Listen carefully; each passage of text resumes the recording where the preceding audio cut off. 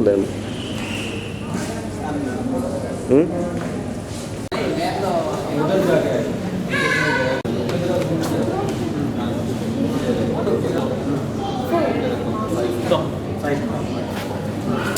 ನನಗೆ ಮೊದಲಿಂದ ಆಸೆ ಇತ್ತು ಕನ್ನಡ ಪಿಕ್ಚರಲ್ಲಿ ಮಾಡಿಸ್ಬೇಕಂತ.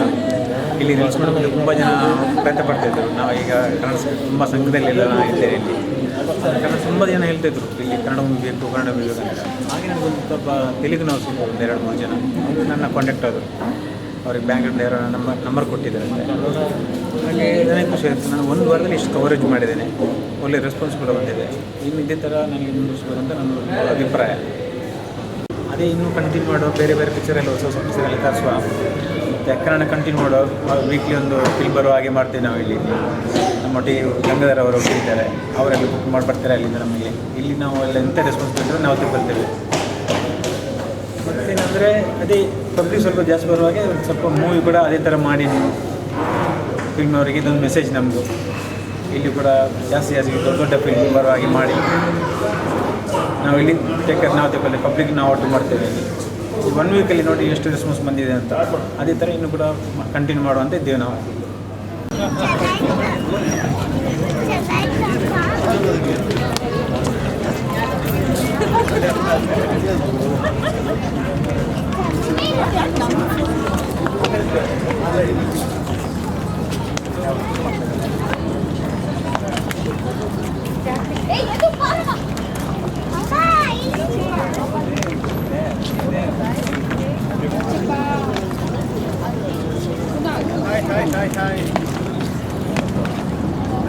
ಏನು ಮಾಡಬೇಕು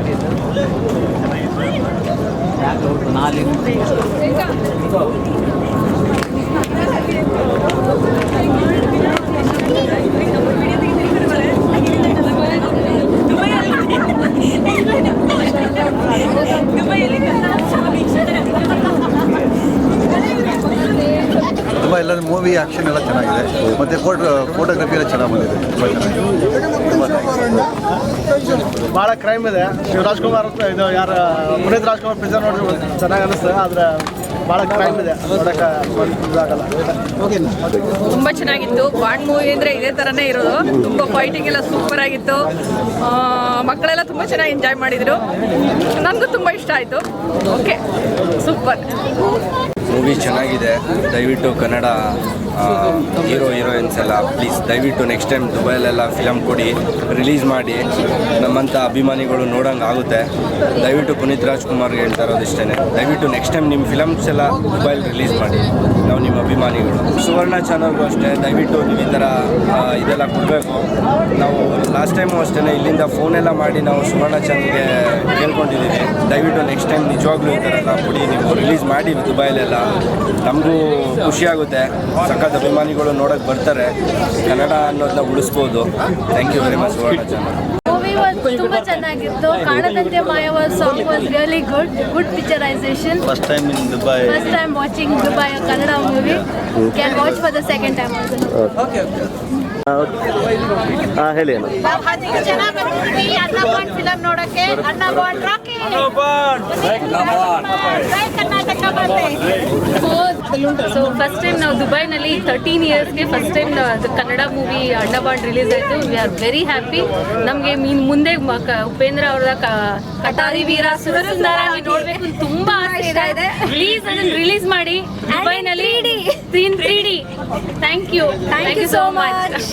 ಸ್ಟೋರಿಗಿಂತನೂ ಅಣ್ಣರದ್ದು ಡೈಲಾಗ್ ಚೆನ್ನಾಗಿದೆ, ಮತ್ತು ಚೆನ್ನಾಗಿ ಮಾಡಿದ್ದಾರೆ. ಫೈಟಿಂಗ್ ಎಲ್ಲ ಚೆನ್ನಾಗಿದೆ, ಮತ್ತು ಹಾಡುಗಳೆಲ್ಲ ಚೆನ್ನಾಗಿ ಮಾಡಿದ್ದಾರೆ. ಸ್ಟೋರಿ ಪರವಾಗಿಲ್ಲ, ನೋಡ್ಬೋದು, ಚೆನ್ನಾಗಿದೆ ಸ್ಟೋರಿ. ಬಟ್ ಅಣ್ಣವ್ರ ಆ್ಯಕ್ಟಿಂಗ್ ಚೆನ್ನಾಗಿದೆ. ಫಿಲಮ್ ತುಂಬ ಚೆನ್ನಾಗಿತ್ತು. ಇದೇ ಥರ ಇನ್ನು ಮುಂದೆ ಕನ್ನಡ ಫಿಲಮ್ಗಳು ತುಂಬ ರಿಲೀಸ್ ಆಗ್ತಾ ಇರಲಿ. ಜಗನ್ನಾಥ್ ಅವ್ರಿಗೂ ಥ್ಯಾಂಕ್ಸ್ ಹೇಳಬೇಕು. ಅವರೇ ಮುಂದೆ ಎಲ್ಲ ನಿಂತು ರಿಲೀಸ್ ಮಾಡಿರೋದು. ನಾವು ಮುಂದೆ ಕಟಾರಿ ವೀರಾಗೆ ಕಾಯ್ತಾ ಇದ್ದೀವಿ. 3D ಸಿನಿಮಾ ಒಳ್ಳೆಯದಿತ್ತು, ಮನೋರಂಜನೆಗೆ ಒಳ್ಳೆಯದು. ಫಸ್ಟ್ ಟೈಮು ಒಂದು ದುಬೈಯಲ್ಲಿ ಕನ್ನಡ ಸಿನಿಮಾ ಬರೋದಲ್ಲ, ಎಲ್ಲರಿಗೂ ಖುಷಿ ಆಯಿತು. ತುಂಬ ಸಂತೋಷಪಟ್ಟಿದ್ದೇವೆ ನಾವು. ತುಂಬ ಚೆನ್ನಾಗಿತ್ತು. ಸ್ವಲ್ಪ ಕ್ರೈಮು ಕಡಿಮೆ ಮಾಡಬೇಕಿತ್ತು ಅದರಲ್ಲಿ ಅಷ್ಟೇ. ಆಯಿತಾ?